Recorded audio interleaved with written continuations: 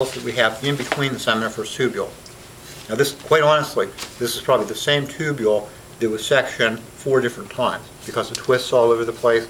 When they took the cryostat and made the section, you get this one view. But that, and that is probably all the same seminiferous tubule. The cells in between the seminiferous tubule, twists and turns, are the interstitial cells of Leydig. A lot of people just say interstitial cells. I like to put the man's name on, Leydig. Okay? These will secrete androgens in response to LH from the anterior pituitary.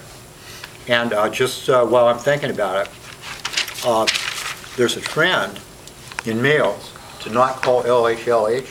I mean, it is LH. Chemically, it's identical to LH in female. But in men, if you want to be explicit, you should call it interstitial cell stimulating hormone because it stimulates the interstitial cells to produce androgen. So in me, it's ICSH, and in a female, the same hormone's LH. Okay? Anyway, so the interstitial cells of Leydig produce the androgens influenced by ICSH from the anterior pituitary. Here we see the seminiferous tubule in cross-section. So here's our opportunity to see stages of sperm production. And it's going to be easy because what's going to happen is, just like I said at the beginning of that overhead presentation, we're going to start with parent-type cells that are still diploid. And in meiosis, in this case spermatogenesis, we're going to produce haploid sperm. That is, sperm that have 23 chromosomes in the nucleus. So just to kind of take this sequentially, we start at the outer circumference of the seminiferous tubule. Those big pink cells out there are called spermatogonia. They're all diploid.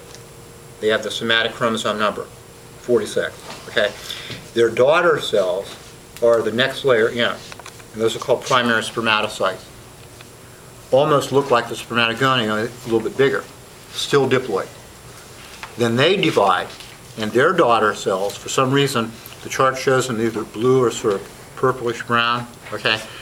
Those are all secondary spermatocytes. They're haploid. So your reduction, division, and chromosome number happens between primary and secondary spermatocyte C.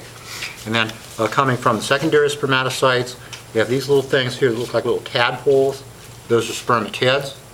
And once they lose the fleshy part of the tail, then they're sperm. And they find themselves in the lumen, ready to go to the retestis. So it's spermatogonia, primary spermatocytes, secondary spermatocytes, spermatids, sperm, and then out.